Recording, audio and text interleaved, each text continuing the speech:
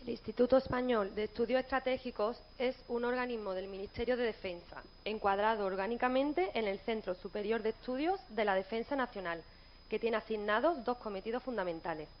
En primer lugar, el de realizar los análisis de carácter estratégico necesarios para asesorar a las autoridades del Ministerio de Defensa en materia relativa a la seguridad y la defensa. Y complementariamente, el de contribuir a mantener informada a la sociedad española de cuanto atañe a la preservación de sus libertades, de su bienestar y de su Estado de Derecho, contribuyendo a su vez a fomentar la conciencia de seguridad y defensa. Para llevar a buen término estos cometidos, cuenta bajo el mando de su general director, que hoy nos preside, con un plantel de analistas civiles y militares de los tres ejércitos, que poseen una cualificación técnica a la altura de la de los mejores grupos de expertos nacionales e internacionales. Su trabajo se ve complementado con las aportaciones de relevantes estudiosos pertenecientes al mundo académico y empresarial, o de brillantes alumnos de la enseñanza de posgrado y doctorandos. La calidad y el rigor de sus análisis y documentos cuenta con un alto reconocimiento por parte de las más prestigiosas instituciones nacionales e internacionales, dedicadas a la seguridad y estrategia.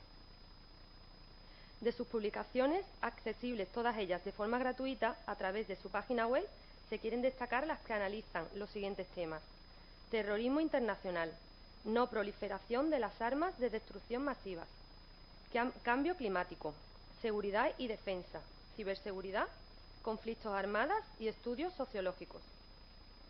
A continuación les presento a nuestro distinguido ponente. El excelentísimo señor don Francisco José Dacova Cerviño, general director del Instituto Español de Estudios Estratégicos. General de Brigada de Infantería, diplomado de Estado Mayor.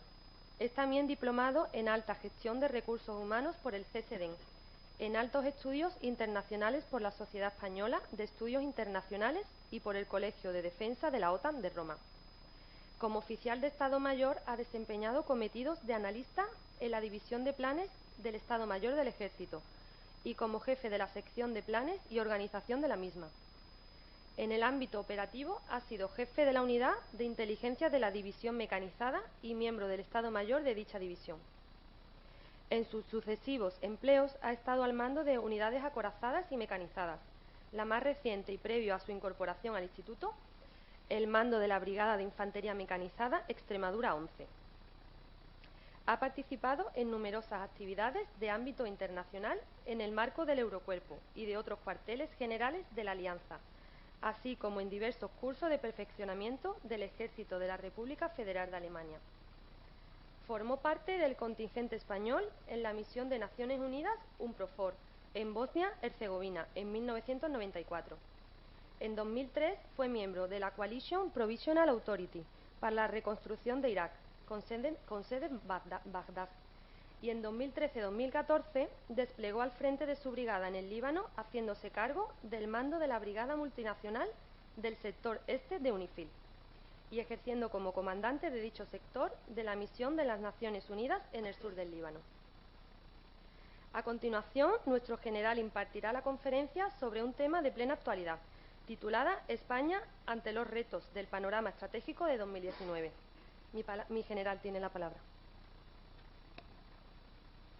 Pues muchísimas gracias por la presentación, que no hace más que constatar los años de servicio, y muchas de esas actividades, en unas o en otras, he tenido la suerte de coincidir con muchos de los que estáis aquí. El general me precedió en el mando de la que es, sin duda, una de las 8 mejores brigadas de España, que es la Brigada de Extremadura. He coincidido en Bagdad con el coronel Ojeda, probablemente en Bosnia o con otro escenario como el de vosotros, o el curso de Roma, en fin, no tiene mérito, tiene simplemente eso que en el ejército, que somos gente delicada y muy fina, en vez de llamar vejez, pues llamamos antigüedad y queda mucho más fino, pero el resultado y las canas son exactamente las mismas. Yo, antes de empezar, quiero de nuevo daros las gracias, porque eso nunca sobra, y felicitaros porque lleváis el cronograma de la actividad.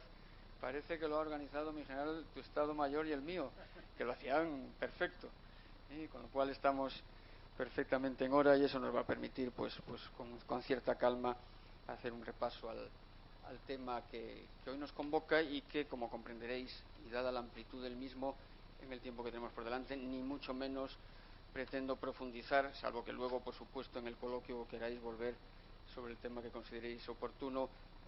Previamente lo que haré es hacer un rápido sobrevuelo sobre la actualidad de un mundo, un panorama estratégico global, que a veces se resume en una pregunta muy sencilla, ¿no? ¿Y cómo está el mundo? ¿En qué mundo vivimos, ¿no?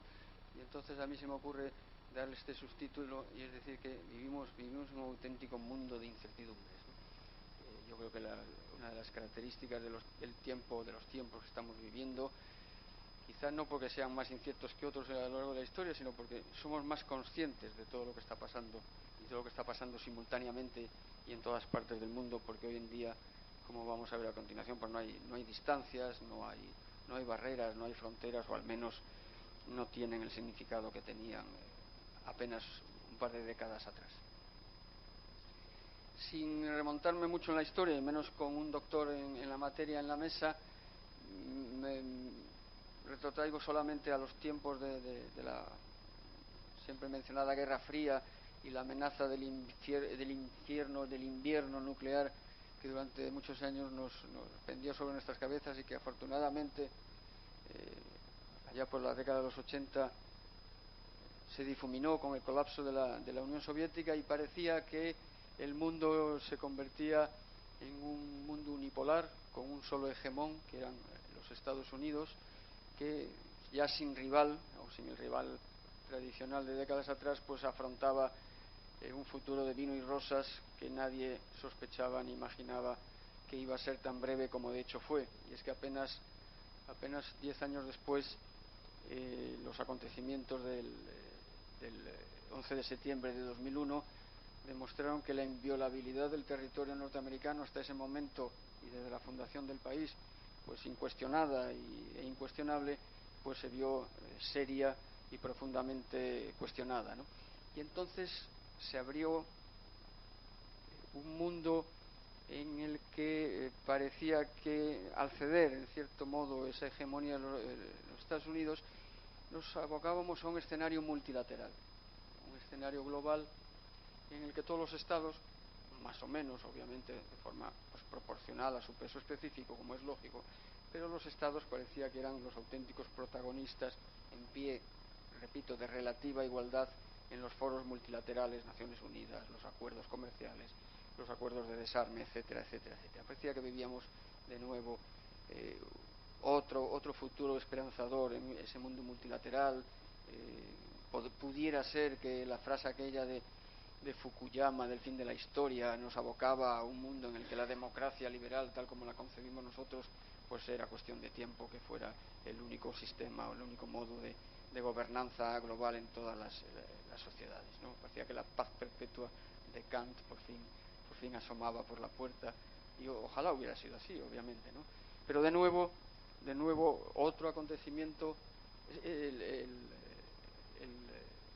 resurgir, o el reto que plantearon y que siguen planteando cada vez más intensamente, lo que se ha venido en denominar potencias revisionistas, puesto que objetan, piden la revisión de ese sistema de gobernanza heredado, pues finalmente estamos en lo que podríamos denominar un mundo multipolar, y yo añado asimétrico, porque si nos ceñimos a las tres grandes potencias, hay que reconocer, ciertamente son tres grandes potencias, pero sus capacidades, o dicho de otra manera, sus debilidades difieren bastante las unas de las otras, como vamos a ver posteriormente con un poquito más de detalle. Por lo tanto, para potencias medias, como pudiera ser la Unión Europea, como pudiera ser Japón, Australia, países, en fin, España como en cuanto que país, que seríamos o éramos felices y abogamos, y en ello estamos, y nuestras autoridades lo repiten continuamente, abogamos por un mundo multipolar. Tenemos que empezar a asumir que lamentablemente esa pelea tiene pocos visos de éxito, y nos dirigimos a un mundo cada vez más polarizado, y creo que basta con los titulares de la prensa para comprobarlo. Como he visto que buena parte, no la totalidad de los presentes, hemos nacido en la época analógica, en la que las fotografías se hacían con una cámara y luego había que revelarlas, quizá muchos de ustedes recuerden que cuando éramos pequeños, cuando éramos niños en el colegio, era costumbre, al menos a mí así me sucedió, era costumbre que, vistiendo un babi blanco, nos sentaban en el colegio en un pupitre, literalmente, ese mueble en forma de una sola pieza en la que nos sentábamos, y detrás teníamos un mapamundi y otra simbología que no viene a cuento ahora, y nos hacían una foto que luego nuestros padres enmarcaban y ponían en el salón de casa, y estábamos muy orgullosos allí con 8 o 9 añitos. El mapamundi que teníamos a la espalda, si lo recuerdan, tenía a Europa en el centro, África estaba al sur porque no había otro remedio, porque estaba ahí y tampoco la íbamos a mover, y luego efectivamente en el margen de la derecha del todo estaba el lejano oriente, del que apenas sabíamos nada, y al otro lado estaba América. Hombre, algo más sabíamos, porque al fin y al cabo no deja de ser nuestra segunda patria, pero el mundo era eurocéntrico. Eso se ha acabado y tenemos que asumirlo, nos gustará más o menos. El mundo ahora es ese que ven ahí, el mundo ahora es sinocéntrico, y el eje de gravedad de las relaciones, de las luchas de poder, es decir, de la geopolítica, en esencia, se dilucida fundamentalmente en esa zona Indo-Pacífica o Asia-Pacífico, como le queramos denominar, con lo cual nos encontramos, como les decía hace unos minutos, en un mundo, vamos a admitir, que con 3 polos o tres focos de poder político que lo ejercen de manera muy diversa, aunque en realidad, si queremos simplificar, es un mundo de a dos, en el que van a ser los Estados Unidos y China, y están siendo ya los que realmente están disputando cuáles son las reglas del juego y cuestionándoselas mutuamente. A mí me sorprende que todavía, espero tiene que ser ya, que todavía no vuelvan a ser 3, porque la potencialidad de la India y lo que se espera de este país en muchos aspectos es enorme. Demográficamente es un coloso que prácticamente ha superado ya a China, que parece que es el paradigma del país más poblado del mundo, y hasta ahora lo era, sin duda. Tecnológicamente, económicamente también, por PIB, más pronto que tarde India presentará sus credenciales, lo cual no dejará de añadir grandes dosis de tensión, porque al fin y al cabo es fronteriza, inmediata con China. Pero yo, si me permiten simplificar, yo insisto en mi tesis. Yo creo que en un futuro previsible el mundo es básicamente bipolar, con otros polos también sin duda de mucha relevancia, pero sin duda alguna serán estos dos los que, como está sucediendo ya, determinen la evolución de las relaciones y del reparto del poder al más alto nivel en el mundo. ¿Qué factores? ¿Cuáles son los factores? Muy brevemente los voy a enumerar simplemente, como es lógico. ¿Cuáles son los factores que están contribuyendo o que están influyendo de una manera más decisiva en esta reconfiguración del orden mundial, de ese orden mundial que hemos heredado, que está siendo cuestionado? Fíjense que el modelo de las democracias liberales, el nuestro, está siendo cuestionado no solo por estas potencias, repito, que se ha venido a llamar revisionistas, sino también por una propia crisis interna de Occidente. Y yo creo que ahora mismo la Unión Europea es lamentablemente un perfecto ejemplo de esa crisis interna, crisis de cohesión, crisis de cuestionamiento de valores que hasta ahora parecía que nos concitaban a todos los europeos. Surge el nacionalismo como reacción, por otro lado, lógica, en un proceso lógico de acción y reacción, como reacción ante la globalización y ante todas las consecuencias, la mayor parte de ellas positivas sin duda, del proceso de globalización. Pero lo que hace la globalización, al fin y al cabo, es un proceso que tiene que ser conflictivo por necesidad, porque lo que hace la globalización es poner en contacto, en íntimo contacto, inmediato contacto, sociedades y pueblos y culturas que hasta ahora eran lejanas entre sí. Por lo tanto, al no haber roce, no había cariño, pero tampoco había conflicto, ¿no? Lo que hace la globalización es incrementar sustancialmente las posibilidades de conflicto, y por lo tanto se produce la reacción de lo que podríamos llamar regionalización, o cuyo ejemplo quizá más extremo son los nacionalismos, y en Europa lo estamos viendo. Por lo tanto, la crisis de Occidente, si se puede utilizar esa expresión tan rimbombante, tiene factores internos y tiene factores exógenos también. Y los factores de reconfiguración de este orden mundial que está en crisis, pues simplemente citarlos: la tecnología. Antes lo hablaba con usted antes de sentarnos. La tecnología lo que está haciendo es imprimir una velocidad al cambio que nos cuesta muchísimo seguir. Es prácticamente imposible asimilar todo lo que las nuevas tecnologías están produciendo, porque pues nuestra mentalidad no nos alcanza. Hasta ahora estábamos acostumbrados a que las tecnologías evolucionaban, y cada nueva generación era una evolución de la anterior. Sabíamos lo que era el 2G y nos fue relativamente fácil saber lo que fue el 3G cuando llegó, y el 4G, aunque no tan fácil, pero bueno, era relativamente asumible, ¿no? Ahora lo que ocurre es que las tecnologías son disruptivas, no son una evolución de la familia anterior, son un nuevo paradigma, y eso nos está volviendo un poco locos, porque es francamente difícil entenderlo. Y aquí China se está llevando el gato al agua. La actualidad está sobre la mesa, ustedes lo conocen, pero China está liderando, luego lo vamos a ver también, en cuestión de nuevas tecnologías, inteligencia artificial, blockchain, nanotecnología, biotecnología, etcétera, etcétera, ¿no? Y eso explica en buena medida la reacción, por otro lado lógica. Otra cosa son los procedimientos de los Estados Unidos. De economía, que la economía, el comercio internacional, evidentemente es otro de esos factores, también está de plena actualidad. Llamo su atención sobre la demografía. La demografía en las próximas 2 décadas va a producir un vuelco que hará que de aquí a 2050 más o menos, o 2060, es decir, en términos históricos nada, el 25% de la población mundial viva no en Asia, sino en África. Y de esos 2.500 millones que se calcula que vivirán en África de aquí a poco más de 20 años, 1.000 millones vivirán en la franja del Sahel, con todo lo que eso significa. Y aquí algunos sois expertos en ello, luego lo volveremos a mencionar. Por tanto, mucha atención a la demografía, ¿no? El cambio climático, que también incide de una manera tremenda en el Sahel, es otro potenciador de conflictos.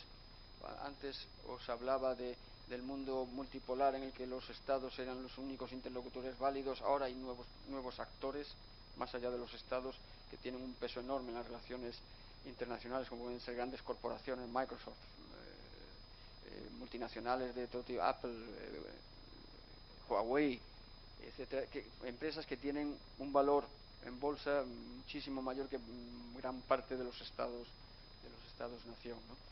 Y hay nuevos ámbitos de enfrentamiento. Esto es también muy importante.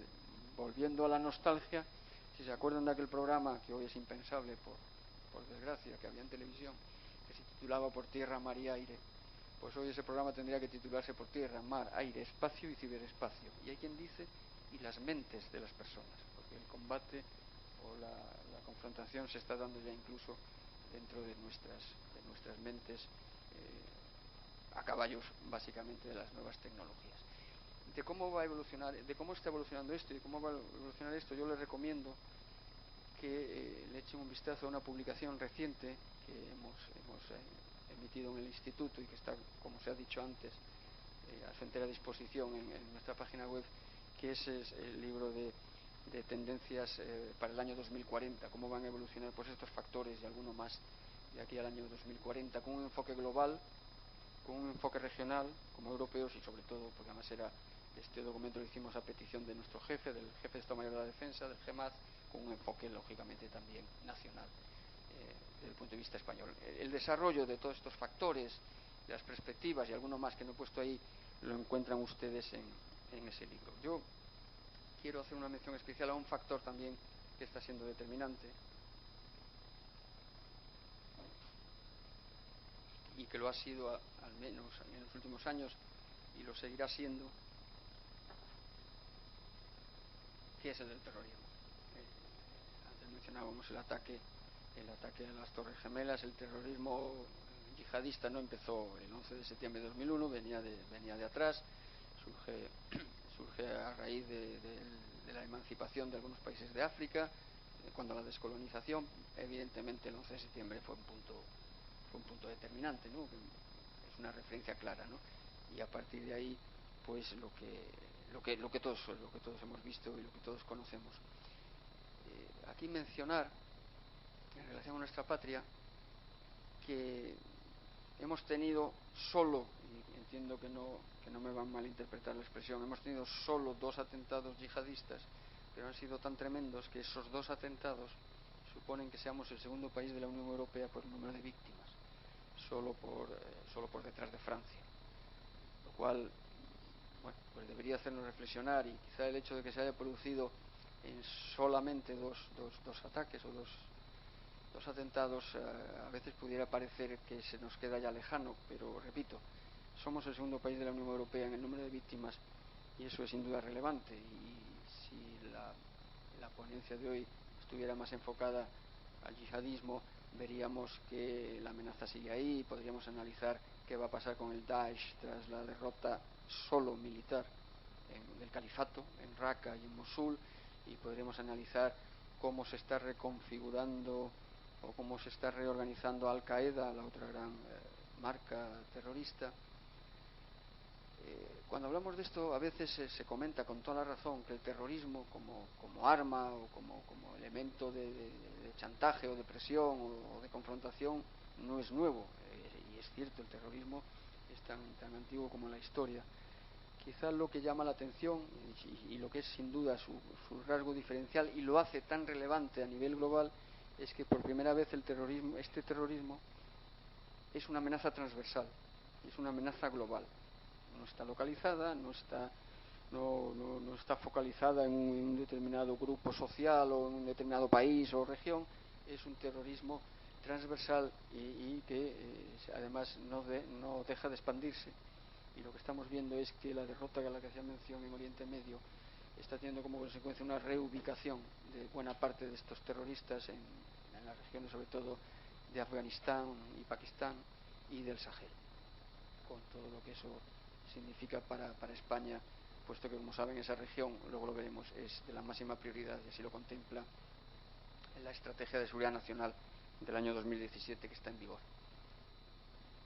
Como en la sala hay muchos compañeros de armas, pues no les sorprenderá la imagen que voy a poner a continuación. Yo me gusta ponerla porque en esa labor de trascender a la sociedad y a toda la sociedad y que sepa cómo se gestionan hoy en día los conflictos, es muy importante poner hincapié y la existencia de instituciones como la vuestra, que se focalizan en los estudios de seguridad y defensa, son un magnífico ejemplo de ello. El concepto de seguridad ha evolucionado en las últimas décadas cuando hace 20, 30 años, por no irnos más allá, los países líderes, los Estados Unidos, y nosotros nos incorporamos relativamente pronto, empezamos a publicar documentos relativos a lo que hoy denominamos seguridad. En aquellos momentos se les llamaba de defensa, y se les llamaba libro blanco de la defensa o estrategia de defensa, y eran documentos que emanaban básicamente de los ministerios de defensa. Por lo tanto, tenían una carga o un foco eminentemente militar, que quizás en aquellos momentos, cuando todavía estaba muy reciente el escenario de confrontación convencional de la Guerra Fría, tenía su razón de ser. Pero todos esos acontecimientos que hemos venido citando y todos estos factores que hemos venido citando hacen que, afortunadamente, nos hayamos dado cuenta de que el concepto de seguridad trasciende mucho más allá de la defensa, es un concepto transversal. Por eso, cuando a mí alguien me dice, oye, en el instituto que os focalizáis, porque es vuestro mandato en los temas de seguridad, yo tengo un artículo muy bueno sobre economía, ¿lo podéis publicar? Y digo, por supuesto. De demografía, por supuesto. De cambio climático, de energía. Tenemos una publicación anual sobre geoenergía, que le llamamos. La seguridad abarca todos esos aspectos, y por eso ahora los documentos se llaman ya estrategias de seguridad nacional o libros blancos de seguridad, etcétera, etcétera. Eso es importante, ¿no? Y eso quiere decir que también para nosotros, desde el punto de vista de nuestras operaciones, pues los escenarios en los que actuamos pues han cambiado muchísimo, pero no volviendo la vista siglos atrás, sino de las primeras operaciones en las que todos los que estamos aquí presentes participamos a los escenarios de hoy. Lo que hemos visto es que nuestros escenarios de intervención se han complicado en el sentido de que cada vez hay más actores a medida que se ha ido, pues a su vez, expandiendo las responsabilidades en el ámbito de seguridad. Y así vemos que hoy en día en nuestros escenarios, pues el contingente militar ni siquiera es el más importante, o puede serlo, ni siquiera es el más numeroso y casi nunca lidera la operación. Ahí están involucradas los organismos internacionales al más alto nivel, ahí están involucradas las ONGs, equipos diplomáticos, líderes tribales, líderes religiosos, los medios de comunicación social, etcétera, etcétera. Y la confrontación se libra no solo en los escenarios físicos concretos que podamos identificar, sino también en los que, como les comentaba antes, en el espacio, en el ciberespacio, y de ahí que se hayan acuñado conceptos que darían para muchas ponencias, como los procedimientos híbridos, la guerra híbrida, y ese concepto además que está teniendo mucho análisis, mucho desarrollo, que es el de la zona gris. Podemos asumir que la guerra, tal como la veníamos concebiendo hasta ahora, no la desea ninguno de los actores. La guerra total no es buena para ninguno de los países, ninguno de los actores en el globo, en cualquiera de los escenarios de tensión que podamos luego analizar, pero lo que sí es verdad es que los intereses siguen estando en conflicto y los actores, los estados y los actores no estatales se siguen enfrentando. Y se enfrentan básicamente en la zona gris, que es esa zona previa y limítrofe con el conflicto generalizado, con el conflicto militar total.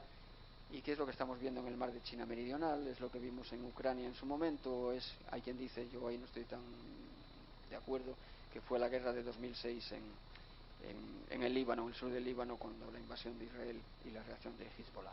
Pero quiero decir que ahora los actores, las grandes potencias buscan el combate en la zona gris, y el combate además indirecto por medio de actores interpuestos, lo que se ha venido a llamar proxies, ¿no? La guerra mediante proxies.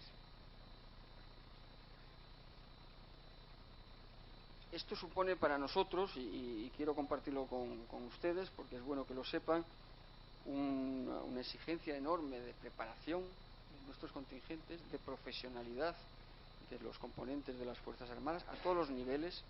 Ya no vale el concepto antiguo de que había que preparar muy bien a los cuadros de mando, hay que preparar muy bien a todos los componentes de un contingente, cuadros de mando a todos los niveles. El cabo estratégico no ha tenido nunca más sentido que ahora, es verdad, y además se da la circunstancia de que las Fuerzas Armadas de un país democrático como el nuestro son empleadas en cumplimiento de un mandato de la sociedad, y estamos sometidos en tiempo real a un escrutinio enorme a través de los medios de comunicación y a través de las redes sociales también, de nuestra actuación en cualquiera de los escenarios, lo cual supone para nosotros un reto que asumimos encantados y que nos pone el listón evidentemente muy alto. Pero eso es la bondad de pertenecer a una sociedad democrática y libre como la nuestra, y que otros contingentes pues no tienen. De tal manera que lo que pretendo con esta imagen simplemente es llevar a su mente que la expresión tradicional de teatro de operaciones me parece que cada vez adquiere más sentido, incluso literal, porque realmente es así. Pero repito, no pasa nada y estamos encantados. Vamos a cambiar un poquillo de tercio.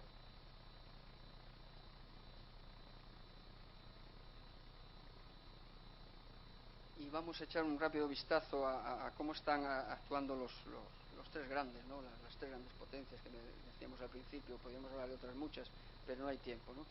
Esta frase, yo he buscado en internet, tiene dos posibles padres. Una teoría dice que es una maldición china, que es a la que yo me sumo, porque esto suena a refrán. Y la otra dice que lo dijo Winston Churchill, pero yo no creo que el pobre Winston Churchill haya podido decir en su vida todas las frases más o menos ingeniosas que se le atribuyen. Yo creo que yo creo que tiene más visos de realidad que sea una maldición china, ¿no? Dice, ojalá vivas tiempos interesantes. Y la verdad es que la impresión que tenemos en el instituto, en nuestras charlas de café y en nuestras bromas, es que los tiempos están siendo demasiado interesantes y que algo menos de pasión y de interés no nos vendría mal. Pero como no podemos elegirlos, pues son los que hay y vamos a echarles un vistazo. La posición de Estados Unidos es quizá la más conocida por ser el hasta ahora aliado tradicional y la sociedad más abierta de los tres grandes actores. Hay quizás un concepto que a mí me gustaría poner en solfa, y es la de atribuirle al presidente Trump la idea de que lo que ha hecho él es darle una vuelta a la política norteamericana como un calcetín de 180 grados. Yo creo que no tanto, que a lo mejor se lo ha dado de 360 grados, eso sí, con lo cual lo que está haciendo el presidente Trump en gran parte de sus políticas es seguir la línea que sí han llevado administraciones anteriores. Lo que sí es cierto es que este hombre lo hace con unos procedimientos y con unos métodos que son ciertamente chocantes, pero el cambio de foco primero de Europa a Oriente Medio por motivo del terrorismo yihadista y ahora de Oriente Medio al mar de China Meridional, a la zona del Indo-Pacífico con motivo de la asertividad china, eso viene ya de administraciones anteriores. Este hombre dice que hay que hacer un muro y que lo van a pagar los mexicanos. Me parece un poco ridículo. Lo que está claro es que las administraciones anteriores han expulsado a inmigrantes ilegales a manos llenas. Lo que pasa es que eran más discretos, no lo hacían vía Twitter y pues, bueno, parecía que era. Quiero decir con esto que, asumiendo que efectivamente el presidente Trump le ha hecho un órdago al multilateralismo, él lo que busca, como el fuerte del gallinero, es las negociaciones bilaterales, porque siempre saldrá ganando, siempre tendrá una posición de fuerza. Es cierto que el America First pues lo está llevando a unos extremos que hacen que haya denunciado proteccionismo, ha denunciado los grandes acuerdos comerciales, que haya dejado morir los acuerdos con la inestimable ayuda rusa, sin duda, los acuerdos de control de armamentos. Es cierto que se ha retirado los acuerdos del clima, es cierto que, por citar el último caso, ha puesto a Europa en una coyuntura tremenda con la retirada unilateral y sin consultas del acuerdo con Irán. Eso es verdad, que sus actitudes y su forma de gobernar es peculiar, no lo vamos a negar, y la prueba está en que provoca reacciones, porque los demás también tenemos nuestros intereses que son tan legítimos como los suyos, provoca reacciones que de otra manera serían chocantes, ¿no? Ahí vemos cómo, fíjense, reuniones en la cumbre entre Japón y China. ¿Quién lo iba a decir hace apenas 20 años?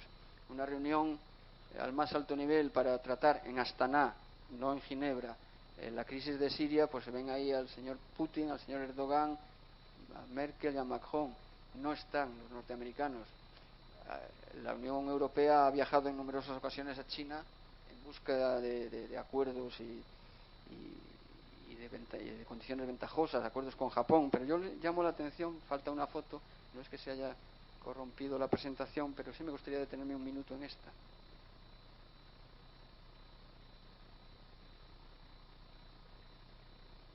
Si recuerdan, hace más o menos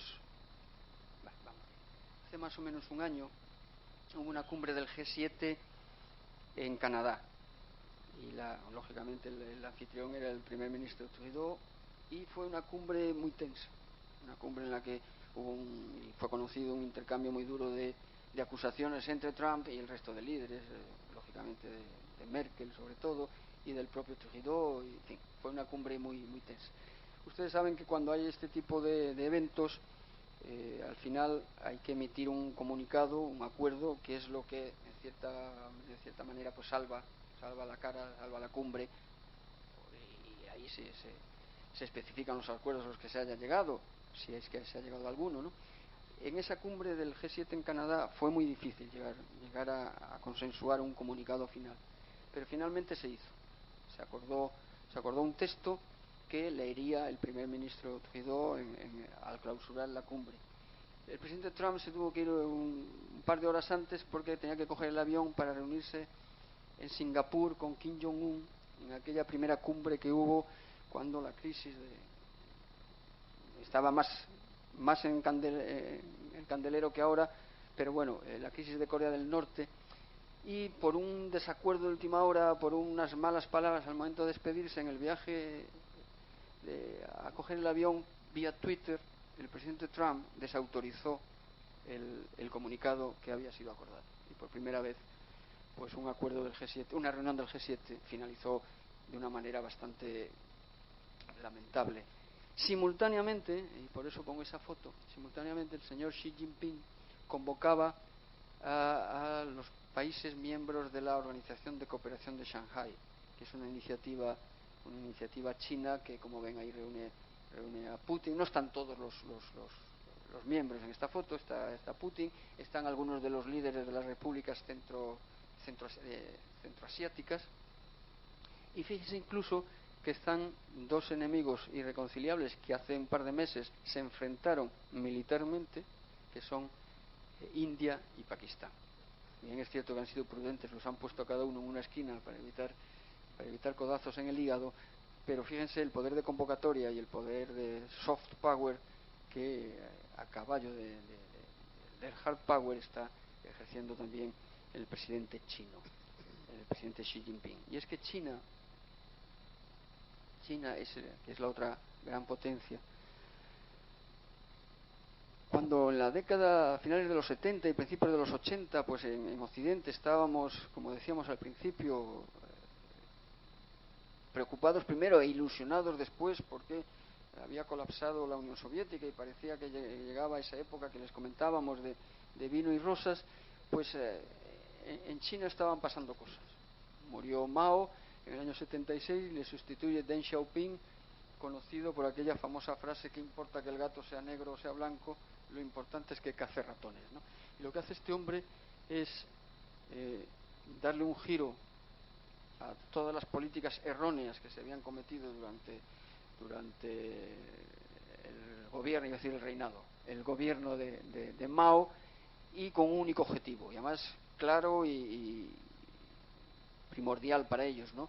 Que es sacar a cientos de millones de chinos, porque la unidad de medida en China es de cientos de millones, sacar a cientos de millones de chinos de la pobreza e ir paulatinamente incorporándolos a la clase media. ¿Cómo lo hizo al principio? Bueno, pues convirtiéndose en el taller de manufacturas del mundo. Allí se podía manufacturar barato, y aquello fue el primer paso para empezar a levantar la cabeza. Eso lo vamos a ver a continuación, eso ahora evidentemente ha cambiado. China está ha salido ya, vamos, es evidente, de lo que llamamos el siglo de la humillación, que empieza a mediados del siglo XIX, cuando las potencias occidentales le plantean las guerras del opio famosas, que evidentemente fue una enorme humillación para un país cuyo nombre significa literalmente país del centro o imperio del centro, pero ellos lo explican, además significa eso en dos conceptos: el concepto geográfico, puesto que ellos se ven geográficamente en el centro del mundo y el resto del mundo está alrededor de ellos, pero también es el país del centro entre el cielo y la tierra. Esa es la concepción que ellos tienen de sí mismos. Y además un país que tiene 5.000 años de historia, porque los tiene, esto es así, pues una humillación como la que sufrieron, lógicamente, es tremenda, ¿no? Entonces hay que salir de ese siglo, hay que salir de esa humillación, y lo están haciendo, y a fe que de manera totalmente exitosa. Simplemente mencionar tres iniciativas que son de sobra conocidas. La nueva ruta de la seda es un macroproyecto gigantesco que lanza el presidente Xi Jinping. El presidente Xi Jinping es el cuarto presidente desde la muerte de Mao. Lo que ha hecho es dar un giro, una vuelta de tuerca al sistema tremendo. No voy a decir que los anteriores fueran personas aperturistas ni demócratas, pero cuando llega Xi Jinping al poder, se produce un debate en el seno del Partido Comunista Chino entre una tendencia, y entiéndanme, relativamente aperturista, y una tendencia dura, que es la que capitaneaba Xi Jinping, y él ganó.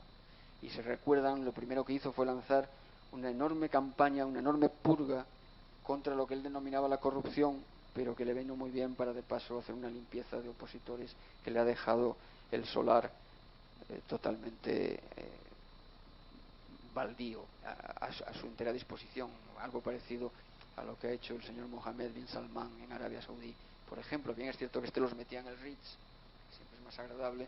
En el caso de Xi Jinping simplemente desaparecen. Entonces esta es una de sus primeras iniciativas. Si hay aquí algún economista seguramente me corregirá. Yo he leído en algún documento que el plan Marshall de Europa en su momento tuvo un valor de 100.000 millones de dólares en valor constante, en valor comparable. Los planes de la nueva ruta de la seda superan ya los 900.000 millones. Es una iniciativa comercial, es una iniciativa económica, es una iniciativa cultural, es una iniciativa, por lo tanto, también de soft power, que no le está saliendo gratis, y si quieren luego damos algunos ejemplos, no le está saliendo gratis a los países que la han asumido y que se han echado en manos de... Claro, es una iniciativa muy ventajosa.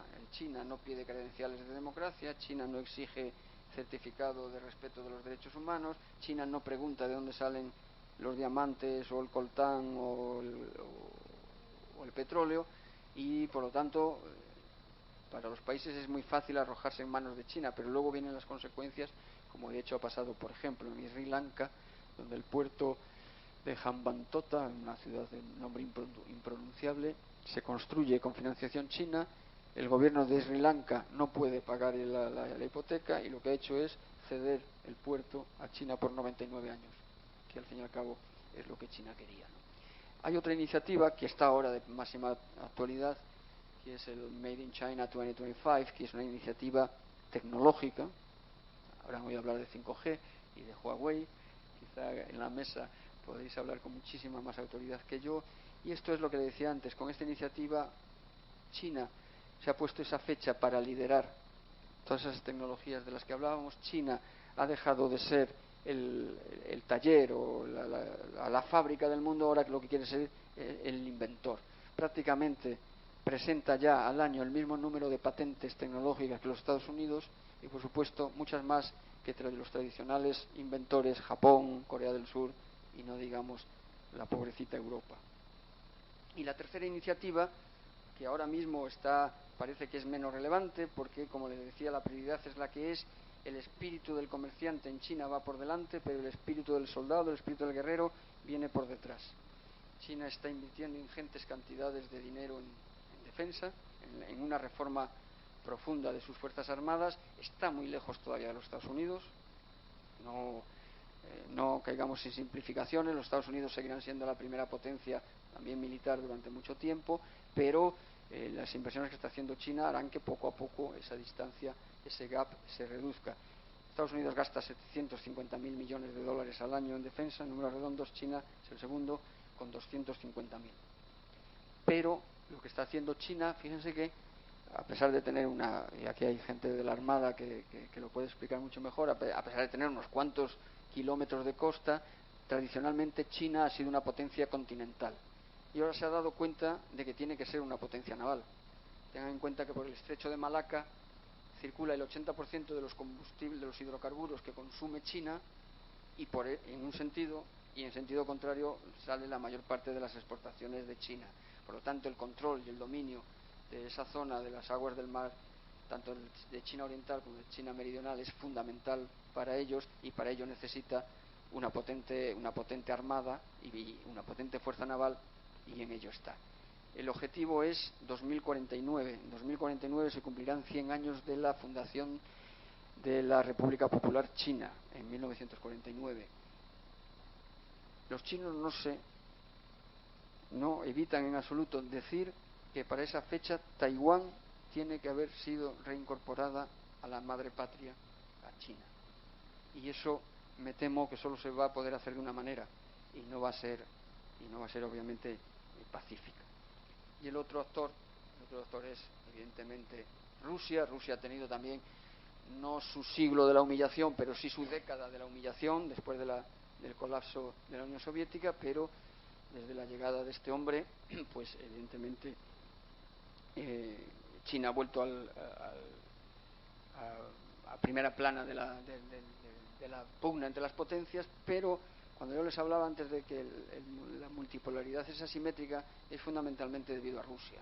Rusia, en mi modesta opinión, está estirando la sábana más de lo que le permite, porque es verdad que es gran exportador de hidrocarburos, pero solo de hidrocarburos. El 90% de la economía de Rusia, depende de la venta de hidrocarburos, y por lo tanto el precio del petróleo es fundamental. Una modificación al alza o a la baja es tremenda para Rusia, y está invirtiendo con un PIB que está entre el de España e Italia, y no vamos a discutir por unas décimas. Está invirtiendo en la modernización de sus Fuerzas Armadas unas cantidades de dinero inmensas, lo cual hace que su población, que como decíamos al principio, hoy ya no hay fronteras, y la globalización, ya todo el mundo sabe que al otro lado del río Odar, pues aquí pues tenemos subsidios y sanidad y educación y tal, y Rusia,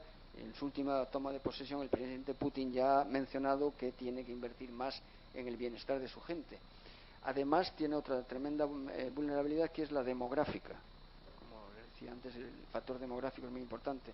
El país más grande del mundo, con diferencia, pero en extensión geográfica, quiero decir, pero muchísimo más que China, apenas tiene 146 millones de habitantes. 146 millones de habitantes que se calcula, por eso léanse el documento que les he dicho, hombre, háganme caso, Tendencias 2040. Se calcula que para 2040 puedan ser quizá 130 millones. O sea, fíjense lo que eso significa. Y por supuesto, envejecidos, ¿no? Lógicamente. De esos 130 millones, el 20% serán musulmanes, con toda la problemática y la preocupación que le supone en el caso del Cáucaso, por ejemplo. Y de hecho ha habido ya pruebas fehacientes de ello, hay varias, ¿no? La cuestión, desde el punto de vista estratégico de Rusia, es el sentimiento de cerco que tiene Rusia tras la expansión de la OTAN a sus mismas fronteras. Con razón o sin ella, no es momento aquí de debatirlo porque no tenemos tiempo, aunque es apasionante, Rusia piensa que ese enlargement de la alianza, llevando las mismas fronteras a sus fronteras, es para ellos una cuestión vital, y eso explica en buena medida su reacción en el caso de Georgia en 2008, en el caso de Ucrania en el 14, o su decidida apuesta en Oriente Medio con el apoyo a Bashar el-Assad. Vamos a ir acabando, si les parece, para que podamos tener unos minutos de debate.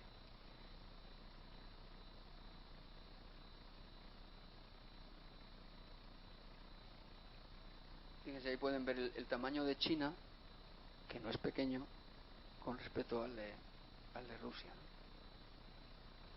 Bueno, vamos a ver muy rápidamente, a mencionarlo solamente, con unos titulares en cada uno, sobre este mapa, de nuevo sinocéntrico, como debe ser, cuáles son los puntos más calientes, los hotspots que llaman los cursis, los puntos más calientes desde el punto de vista de la conflictividad, lógicamente, en el globo, ¿no? El primero evidentemente es, y lo he mencionado varias veces, en la zona del mar de China Meridional.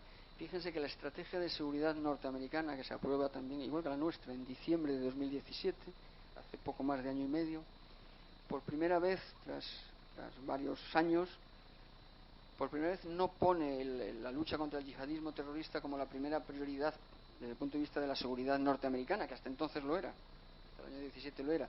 No es que deje de ser prioritario, pero ya pasa a un segundo nivel. En el 2017 Estados Unidos determina que la máxima prioridad, su máxima amenaza para el modo de vida, ya saben la forma grandilocuente que tienen los americanos de expresar del modo de vida de América y de tal, es la asertividad o la apuesta revisionista que plantean concretamente Rusia y sobre todo China. Y eso explica, independientemente de las formas de esta administración y de la anterior, por qué, como les decía antes, el foco de interés norteamericano se ha ido desplazando sucesivamente de Europa a Oriente Medio. Cuando creíamos que en Oriente Medio estábamos más o menos estabilizados, el 19 de diciembre pasado el presidente Trump dice que se va también, tanto de Oriente Medio como de Afganistán. Parece sorprendente y sorpresivamente, ¿no? Y se explica todo por esta región. Una región muy importante en la que, fíjense, qué ¿qué de conflictos hay latentes o no tan latentes? Corea del Norte, Taiwán, que repito, a mí es de los más preocupantes, un montón de disputas territoriales sobre numerosos archipiélagos e islas entre todos los actores presentes, entre Corea y China, entre China y Japón, entre Japón y Rusia, entre China y Filipinas, Vietnam. Hay un montón de islas, de pequeñas islas, que están en disputa y que China ha optado por la calle de en medio por ocuparlas y militarizarlas. Archipiélagos que internacionalmente no están reconocidos de soberanía de ningún país, porque son apenas unos atolones en alta mar, como son las Spratly o las Paracelso. Las ha ocupado China, ha construido pistas de aterrizaje, las ha militarizado, les ha puesto una guarnición pequeña, pero lo suficiente para poder reclamar en un momento dado la soberanía. Ha tenido ya un arbitraje en contra de la Corte Internacional, al que no ha hecho en el más mínimo caso, como pueden comprender. Eso le permitirá reclamar las aguas territoriales, las riquezas que haya en ese lecho marino y sobre todo, controlar todo el tráfico en esas aguas y, repito, para ellos casus belli, el estrecho de Malaca. Ha habido ya enfrentamientos cinéticos, enfrentamientos físicos entre unidades navales norteamericanas y chinas.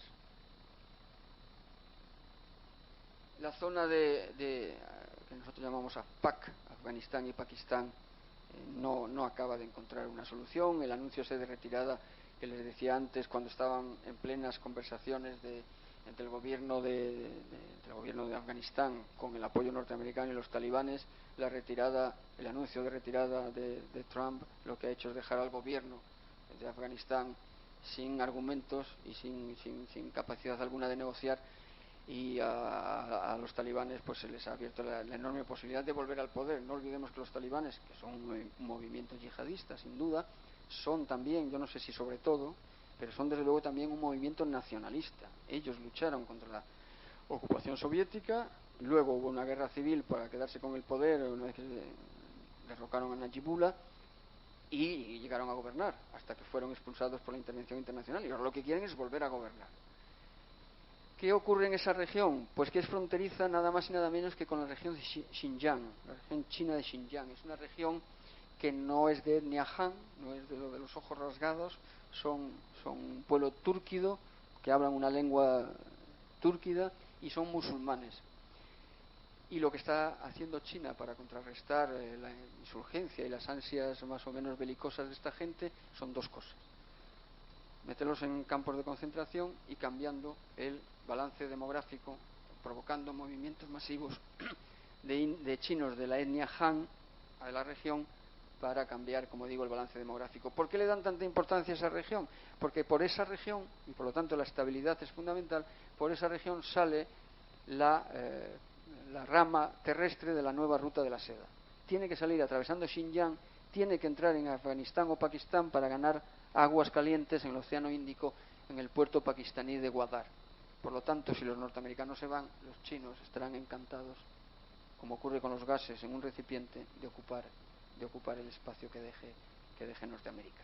En una decisión que, créanme, es difícil de entender, y yo comprendo que no se la puedo explicar por dos razones: por mis limitaciones personales, pero también porque el general Matisse, que seguro que es más listo y que estaba más en ello, tampoco lo ha entendido, y como consecuencia de esta decisión, si recordarán que era el secretario de Estado de Defensa, el general Matisse, pues renunció porque no podía seguir gestionando ese tipo de decisiones de parte del presidente.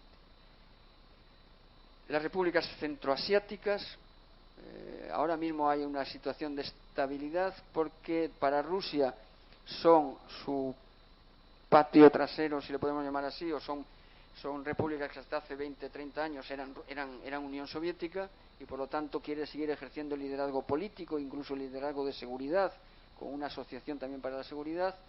Y para China eso de momento no le importa, porque para China es un consumidor voraz de materias primas energéticas y de minerales, y eso se lo proporcionan a manos llenas y con creces estas repúblicas centroasiáticas. Pero algún día va la tensión entre China y Rusia, porque el abrazo que le está haciendo Rusia, que se está dejando dar Rusia por China, a corto plazo le viene muy bien, pero a largo plazo es otra de las vulnerabilidades que antes no les comenté para Rusia, porque China tiene mucho más potencialidad, tiene mucha más capacidad, tiene muchas más herramientas, y algún día Rusia se dará cuenta de que el abrazo de China pues acaba siendo el abrazo del oso, panda pero oso al fin y al cabo. Otra región que tampoco necesito emplear muchos minutos es la región de Oriente Medio. La región de Oriente Medio no se ve ni a corto ni a medio plazo una solución medianamente óptima. Ahí se siguen enfrentando diversos actores a todos los niveles, las grandes potencias, a pesar de la retirada de Estados Unidos, de Siria, que luego ha matizado, que no de Irak. Ahí interaccionan las potencias regionales, Turquía, Arabia Saudí, Israel, Irán. Luego la guerra mediante proxies de las diferentes tribus, las milicias chiitas, la guerra del Yemen, el problema de los kurdos, por supuesto, por poner el más caliente. Hoy mismo venía viendo yo en el tren cómo ha habido otro incidente hoy en el Golfo de Omán contra un petrolero. Esta región, la miremos por donde la miremos, no presenta más que un escenario de potencialidad francamente difícil de gestionar. Y para nosotros es fundamental la región del Magreb y la región del Sahel. En términos internacionales, OTAN, la clasificación que hacen de esa región es MENA, Middle East and North Africa, y del Sahel pasan entre nosotros, mi caso. Para nosotros, en el instituto al menos lo hemos hecho así, porque además es como lo hacemos en todos los organismos del ministerio. Hemos cuestionado esa definición. Oriente Medio tiene entidad propia, y para nosotros lo que nos interesa es el Magreb y el Sahel. Es North Africa y el Sahel, como un todo, como una entidad más o menos homogénea. La estabilidad de esa región es obvio de vital interés para nosotros. Una región estable y próspera, ojalá, ayudaría a controlar o a limitar los flujos de migratorios masivos. La estabilidad de esa región nos garantizaría el suministro energético, que buena parte del nuestro procede del norte de África, concretamente el 60% de nuestro gas natural viene de Argelia. De ahí la importancia que tiene para nosotros cómo se decante la situación en Argelia, que no está nada claro. Podríamos decir, una primavera árabe retrasada que ha florecido tarde en el tiempo, pero no sabemos cómo va a decantarse. Lamentablemente, si lo comparamos con las otras, el futuro no es nada optimista, porque el fin de las otras primaveras árabes, más allá del punto de optimismo que puede dar Túnez y con muchos matices, pues si aquí pasa lo mismo, pues va a ser tremendo, y para nosotros, repito, también muy importante, muy determinante, ¿no? Y por supuesto toda la región es fundamental en términos de lucha contra el yihadismo, porque como decía antes, sobre todo en el Sahel, se están reubicando muchos terroristas y se están reconfigurando las alianzas de los distintos grupos terroristas. Hay un punto caliente ahí, volviendo a la expresión esta, también evidente, que es Libia. Libia se encamina a una situación también tremenda, que en cierto modo, y salvando todas las distancias, se parece bastante a la que en su momento hubo en Siria. Es decir, cuando el mariscal Khalifa Haftar lanza la ofensiva hace un par de meses desde Tobruk a por Trípoli, donde está el gobierno nacional teóricamente reconocido por Naciones Unidas y por la comunidad internacional, lo hace porque se siente fuerte y porque cree que lo va a conseguir. Y de hecho, durante las primeras días y semanas de la ofensiva, hay que reconocer que barrió todo el país y llegó incluso a tomar el aeropuerto de Trípoli. Y de repente, oh milagro, las fuerzas opositoras son capaces de parar la ofensiva e incluso de recuperar algunos del terreno que habían sido previamente. ¿Por qué ocurre esto? Pues como siempre, y por eso digo que es en cierto modo lo que pasó en Siria, por los alineamientos internacionales. Y ahora estamos en una situación en la que hay un hombre fuerte que domina casi todo el país, como en Siria. Hay una oposición que no acaba de ceder lo poco del país que controla, como en Siria. Hay una estructura tribal que no tiene problema en cambiar de alianza según los intereses más o menos personales de los líderes tribales o de los señores de la guerra, y hay un movimiento yihadista que está ahí aprovechándose de toda esa marea. Por lo tanto, en cierto modo tenemos una nueva Siria, pero mucho más cerca en la costa del Mediterráneo. De cómo se alineen definitivamente las potencias extranjeras se decidirá el conflicto. El problema está en que los intereses están encontrados incluso dentro del bloque de la Unión Europea, puesto que Francia tiene amplios intereses del lado de Tobruk, Italia y sus empresas la hidroeléctrica, no me acuerdo, los tiene en la zona oeste. Y en el Sahel, y con esto ya vamos terminando, y en el Sahel se da la tormenta perfecta. El Sahel está afectado, de aquellos factores que veíamos al principio, está afectado negativamente por casi todos ellos. La bomba demográfica de las que le hablaba, el cambio climático, que está los eventos climáticos extremos en una sociedad que es primaria, que es de pastores o de agricultores. Estos cambios climáticos, estos eventos extremos, lo que hacen es empobrecer más todavía a estas sociedades. Es una sociedad con una larguísima tradición de movimientos criminales, de redes criminales, de tráfico tremendas, de tráfico de armamento, tráfico de metales preciosos, tráfico de drogas, por supuesto, de hidrocarburos e incluso de personas. Es un país, o sea, una zona, perdón, con una enorme debilidad institucional por parte de los países. Ahí está Europa haciendo lo que puede, que es más bien poco, y es además una zona, como digo, de reubicación del yihadismo y de penetración de tendencias yihadistas ajenas a la región, que proceden de la península arábiga, que lo que están haciendo es cambiar un Islam que era bastante moderado y que convivía con las otras minorías cristianas y animistas. Lo que está haciendo es radicalizándolo, y por lo tanto, como digo, si la expresión no fuera tan jocosa, diríamos que es la tormenta perfecta. Y como españoles, el Ártico. El Ártico es fundamental porque en estos momentos está siendo navegable ya durante una pequeña ventana de tiempo al año. Todavía no es rentable, pero se calcula que en una década esa ventana de tiempo será cada vez mayor en el año, y los barcos que ahora hacen falta para navegar tienen que ser barcos especiales, no vale cualquier mercante. Ya sí será navegable para el comercio, digamos, habitual. Con lo cual supondrá que para un Toyota que se fabrique en Japón y que ahora quiere ir a Rotterdam y tiene que darse toda la vuelta por el estrecho de Malaca, el Océano Índico, entrar por Bab el Mandeb, salir por el Canal de Suez, cruzar Gibraltar, remontar y llegar a Rotterdam, por ejemplo, cuando lo pueda hacer por la vía del norte, ese mismo barco tardará 14 días menos. 14 días de alquiler de un barco mercante lleno de contenedores, económicamente es tremendo. O sea, desde el punto de vista comercial esto va a ser muy determinante. Pero es que además el deshielo permitirá o facilitará el acceso a multitud de minerales y de hidrocarburos que están en el lecho marino también del océano Ártico.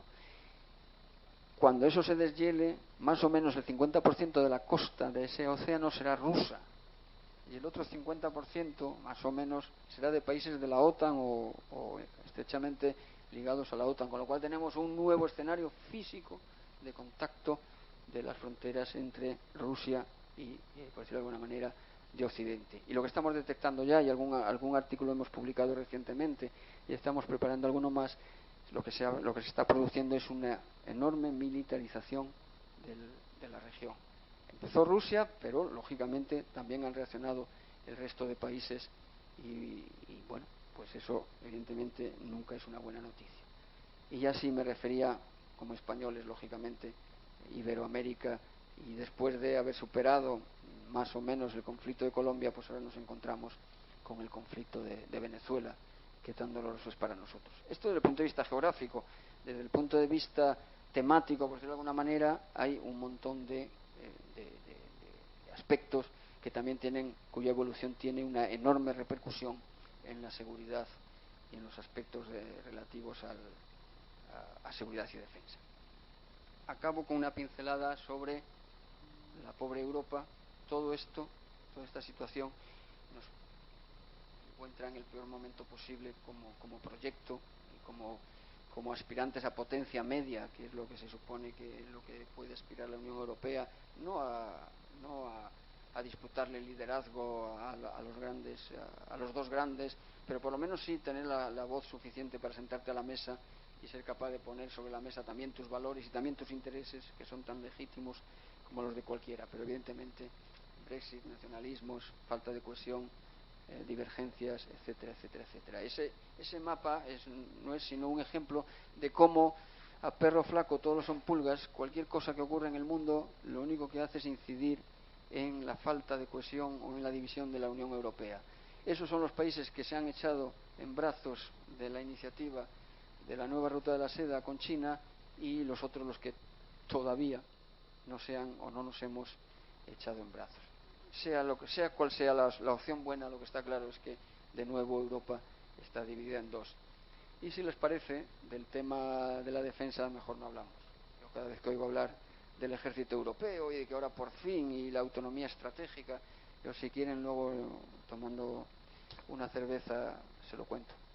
Pero vamos, hace unos días nuestra alta representante, la señora Mogherini, recibió una carta tremenda del secretario de Estado en funciones Shanahan, norteamericano, diciéndonos en pocas palabras que era eso de habilitar un fondo europeo de defensa con 11.000 millones y emplearlos en hacer nuestro avión de combate, que ya ellos tienen el F-35, que porque no se lo compramos a ellos, ¿no?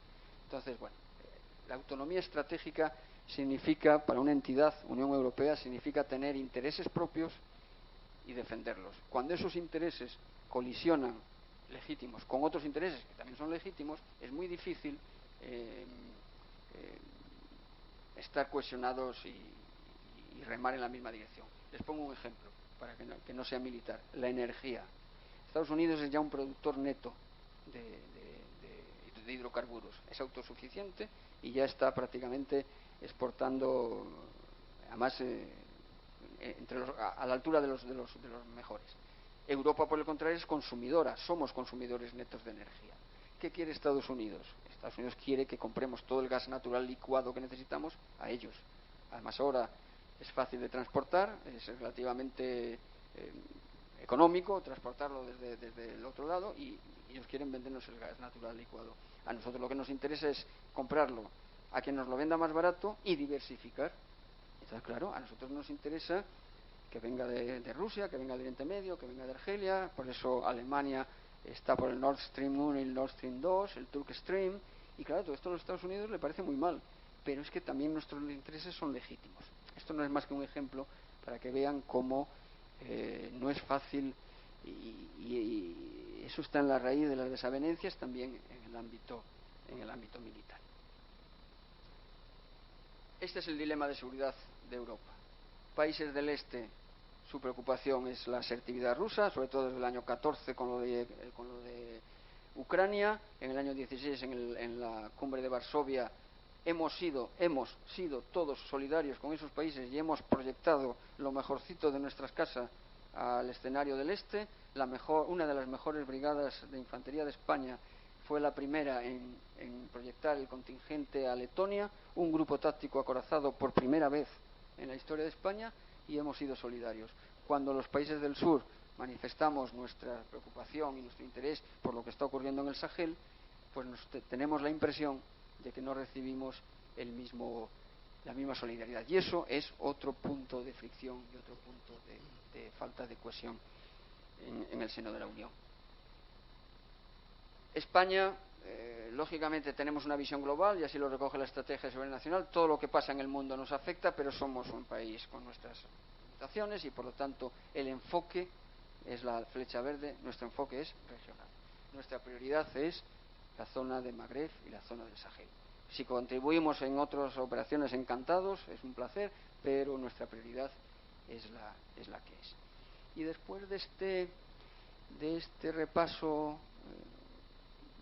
quizá un poquito, ustedes me lo dirán ahora, un poquito pesimista, yo siempre acabo con esta imagen porque hace unas semanas leía una entrevista a Madeleine Albright, no sé si era en el Financial Times, que esta mujer, que fue secretaria de Estado, como ustedes saben, pues ahora se dedica a escribir libros de geopolítica, y muy interesantes, sin duda. Y a raíz del último que ha publicado, le hacía una entrevista en el que repasaban más o menos el periodista lo que estaba pasando en el mundo. Y al acabar la entrevista, el pobre hombre se debió quedar con una sensación, no sé si es la que tienen ustedes ahora, o parecida, y entonces le hace una pregunta a Madeleine Albright y le dice: pero vamos a ver, señor Albright, con todo lo que usted me acaba de decir, ¿usted es optimista o es pesimista? Y esta mujer, que es una gran diplomática, evidentemente lo ha demostrado, bien es cierto que no es gallega, porque no hay nadie perfecto, pues lógicamente tuvo una respuesta muy acertada, ¿no? Dijo que era optimista, pero que era una optimista muy preocupada. Y yo creo que eso es un buen resumen de la situación. Como ya lo ha dicho amablemente la presentadora antes de la ponencia, por supuesto, y como decías tú, mi coronel, todas las publicaciones del Instituto están a su entera disposición, por supuesto de forma gratuita, no puede ser de otra manera. Ni siquiera ponemos anuncios de Coca-Cola ni de nada de eso. Los encuentran ustedes en la página web, repito. Si quieren apuntar a la distribución semanal de todas nuestras publicaciones, lo pueden hacer en esa dirección, en ese correo electrónico que ven ahí, y finalmente nos pueden seguir en Facebook o en Twitter. Y por supuesto están ustedes invitados a colaborar. Nosotros, la idea que tengo yo es publicar todos los días, descansamos sábados y domingos porque hay que honrar al Señor, pero la idea es publicar todos los días un artículo de opinión.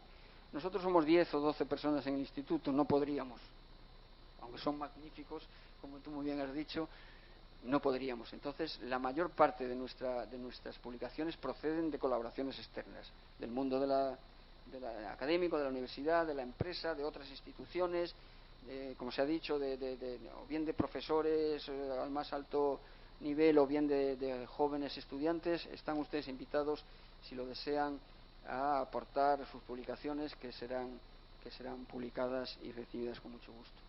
Y nada más, muchísimas gracias, ha sido un placer, y bueno, nos queda un cuarto de hora, Carlos, a vuestra disposición.